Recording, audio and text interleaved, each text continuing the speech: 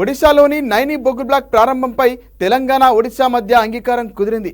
ఒడిశా పర్యటనకు వెళ్లిన Telangana deputy CM బట్టి విక్రమార్క ఆ రాష్ట్ర సీఎం మోహన్ చరణ్ మాజీతో సమావేశమయ్యారు.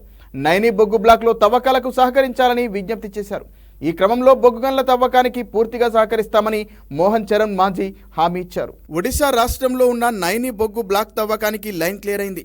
నైని బ్లాక్లో సింగరేణి కార్యకలాపాల ప్రారంభానికి సంబంధించి ఎలాంటి అడ్డంకులు లేకుండా చూడాలని కోరేందుకు డిప్యూటీ సీఎం బట్టి విక్రమార్క అధికారుల బృందంతో కలిసి ఒడిశా సీఎంను ఆ రాష్ట్ర సచివాలయంలో కలిశారు. స్థానిక ఎమ్మెల్యే నిర్వాసితులతో ఉప ముఖ్యమంత్రి బట్టి విక్రమార్క భేటీ అయ్యారు.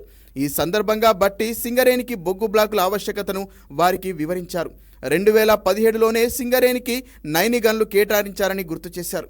తెలంగాణలో కొత్త ప్రభుత్వం ఏర్పడిన తర్వాత ఈ విషయాలకు సంబంధించి గత ప్రభుత్వంలో నాటి బొగ్గు గనుల శాఖ మంత్రి ప్రహ్లాద్ జోషిని కలిసి విజ్ఞప్తి చేసిన విషయాన్ని వివరించారు. ఆనాడు ఇచ్చిన వినతి పత్రాలను అందజేశారు.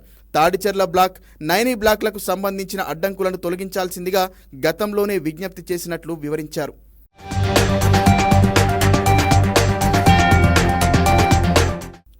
నైని బ్లాక్లో గన్ల తవ్వకానికి పారిశ్రామిక, పర్యావరణ అనుమతులు సైతం వచ్చాయని బట్టి విక్రమార్క ఒడిశా సీఎంకు వివరించారు.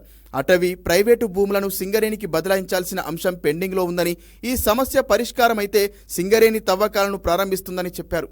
ఈ బ్లాక్లో తవ్వకాలు చేపట్టడం మూలంగా ఒడిశా రాష్ట్ర యువకులకు పెద్ద సంఖ్యలో ఉపాధి, పనుల రూపంలో 600 కోట్ల వరకు ఆదాయం తెలిపారు.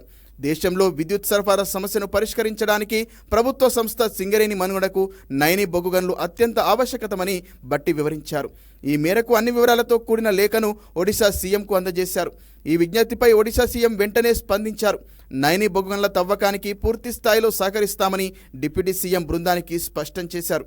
భూముల బదలాయింపు, విద్యుత్తు, రహదారుల సమస్యలను వెనువెంటనే పరిష్కరించాలని స్థానికంగా ఉన్నతాధికారులకు ఆదేశాలు జారీ చేశారు ఒడిశా సీఎం. తెలంగాణ రాష్ట్ర ప్రభుత్వ చొరవతో సింగరేణి సంస్థ ఒడిశాలో నైని బొగ్గు బ్లాక్ నుంచి బొగ్గు ఉత్పత్తిని వీలైనంత త్వరలోనే ప్రారంభించే అవకాశాలు నెలకొన్నాయి.